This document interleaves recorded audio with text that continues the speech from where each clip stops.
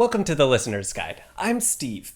Every time I make a video about diversity, I get some hate. There's this idea that music is a universal language. People believe that we can separate music from the bodies making it and let the music speak for itself, separate from its culture and the people making it. If I mention certain things about the composers' or performers' personal lives, these commenters see it as extra information that gets in the way of the music itself. Now, of course, I feel like I've made the case more than once that you can't separate music from the people making it. I've talked about how Beethoven's political beliefs shaped his career and legacy. I talked about how Paganini's creepy life story and zombie aesthetic helped his career.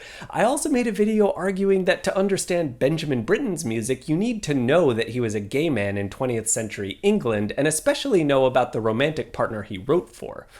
Only that last video got any hate, and it was all about how I was injecting politics into music. But I don't believe that anything about music is apolitical. Classical music especially has always been the music of power. In the 16th and 17th centuries, the people paying for what we now call classical music were mostly nobility showing off their wealth and greatness. The other big player was the church, which may as well have been a government at the time. Don't forget that much of this music was also put directly in the service of imperialism. Imperial schools taught classical music to replace the folk cultures of their colonial subjects. The Romantic music in the 19th century was also related to the growth of the middle class, the Industrial Revolution, and a new idea of the political individual. Governments also put on huge shows, such as the French Grand Opera, to entertain the masses during politically unstable times. Then when we get to the 20th century, art music in particular was tied to the power of global governments, whether it was the Nazis suppressing what they called degenerate music, like Schoenberg, the Soviets promoting socialist realism through composers like Shostakovich, or the CIA covertly funding avant-garde composers. Yeah, that happened. All of these power structures were justified with an abstract idea of music that separated it from them. Famous composers like Bach, Mozart, and Beethoven all came from Germany and Austria, and Austro-German nationalists loved them.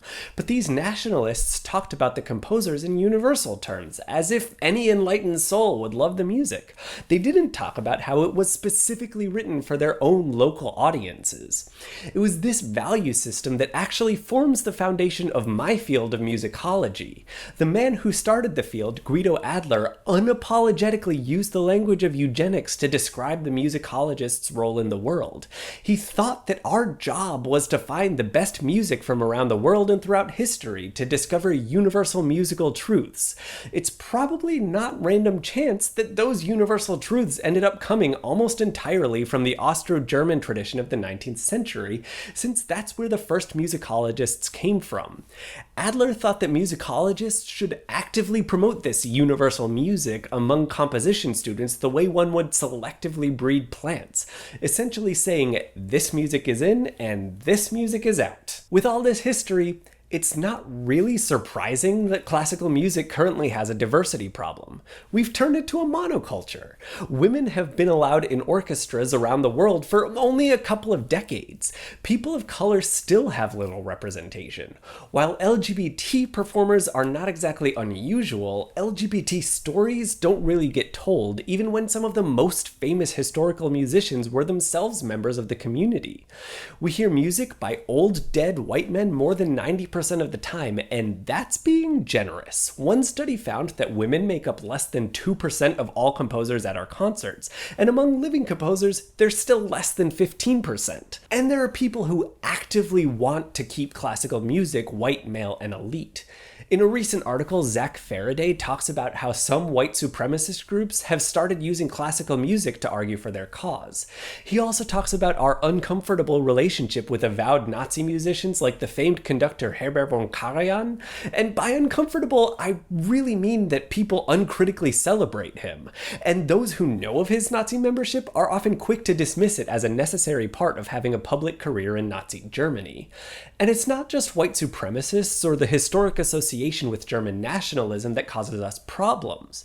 The classical music world has its own Me Too movement, most notably with the firing of Met Opera conductor James Levine after the open secret of his pedophilia got a little bit too open.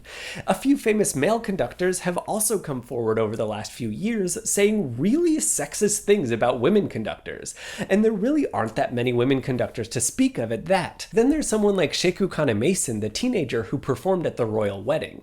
He's obviously a great example of success on his own, but he also does a lot of community work to raise money for music programs because the very programs that got him to where he is are facing budget cuts, and this prevents any future Sekou Kane Mason from breaking out. And all of this is not to mention the blackface and yellowface that still occur on our opera and ballet stages, despite the fact that virtually every other performing art has long since left them in the dustbin of history. And this is why it bothers me that people still believe that the classical music world is a level playing field. If you believe that, you would have to also believe that there are not really qualified musicians from marginalized communities. In other words, if the classical music world were truly a level playing field for all, and if only a tiny bit of what we see and hear are not white men, that means that only white men are actually worth seeing and hearing. Nobody wants to say that out loud because it's so obviously racist and sexist, but the way that we're programming our concerts, it really looks like we believe it. So now that I've ruffled all of your feathers, I will say I don't think it's your fault. Most of us are just audience members who want to hear good music. A big part of the problem is that we've all been educated to believe that this system is natural and good. Many of us just don't know about the other people who have been overlooked as this history was written. And if you don't know, someone has to tell you, and that's where I come in. That's why I make these videos on diverse musicians. By bringing these stories to light, I can help everyone see that there are more people out there who deserve to be heard. Even if it's someone who has long since passed, we can still decide to make them important. After all, we choose every day to remind everyone that our canonic faves are important. Why not also decide to tell people that their lesser known contemporaries are also important? The only thing that we get out of it is more music to listen to, and that doesn't sound to me like a bad thing. So why is diversity important to classical music? Because we're so far behind the times, and it's high time we get with the 21st century. Because the world is changing, and symbols of our white supremacist past are falling by the wayside, and if we're not careful, this music will go with it. But also, with diversity comes more music, and what's so wrong with that? Now, I'm sure there are going to be a lot of people with a lot of opinions about this, so please do leave comments with your thoughts, but also remember to keep it civil. And know that I do take my role as moderator very seriously, meaning that I'm not afraid to delete comments that don't contribute to the level of discourse. My general rules are, if a comment makes me angry, it's gone. And if it's actively harmful, you're blocked. I just don't find flame wars productive at all, and I find that the only way to fix them is to prevent them from ever getting started. So if you're interested in resources that contributed to this video, I have left a bunch in the description for your reading pleasure.